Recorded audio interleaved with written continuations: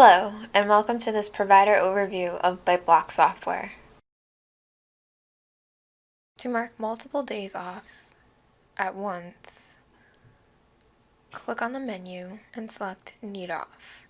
And then you can come to the last day of your vacation or time off and select the Shift key on your keyboard and Need Off at the same time. And it will cross off all those days for you instead of individually going to each day. You could also just use the keyboard shortcuts. You could just click on N and click on the 23rd and then come all the way to the 27th and click on the N and click. To make yourself available, if you found out you actually didn't need that time off for all those days, you could click on the menu and select Available or F and click.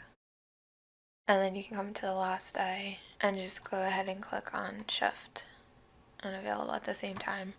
And it will make those shifts available to work. You can also do the same thing with Wish Off. So if we go ahead and you scroll to the top, there's two options that you could use. All available, you can make available for all shifts for the current schedule period. It will also tell you if you're pre-scheduled for any shifts. You have the option to make available for all shifts for the current schedule period, select that checkbox, and you can also preserve all your requested on shifts so that they're not removed.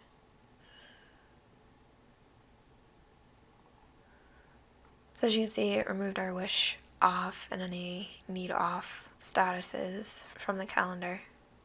You also have the All Need Off option where you can request all days as Need Off for the current schedule period too by just selecting this option from the top. So it will show you your pre-scheduled shifts just like the All Available pop-up. Request all days as Need Off for the current schedule period. We'll select that checkbox and we'll go ahead and we'll preserve all on requests. You could do this, or you could do the keyboard shortcut and request multiple days off. It's up to you. You could use this option, and then if you're only available for one day, you could come back in and select the menu and say available, or F and click, and then all the other days are marked off for you, and you're available to work on this day. And you still want to work on those specific days that you requested on, and then you're pre-scheduled on the 10th and on the 1st. Request time off. If you need to request several days off in a row, you can mark off by selecting Request Time Off button in the top menu, or you could select Times Off from the Shift menu. This option will only be available if it's enabled by your schedule administrator. Here you have the option to choose from Need Off or Wish Off for your request.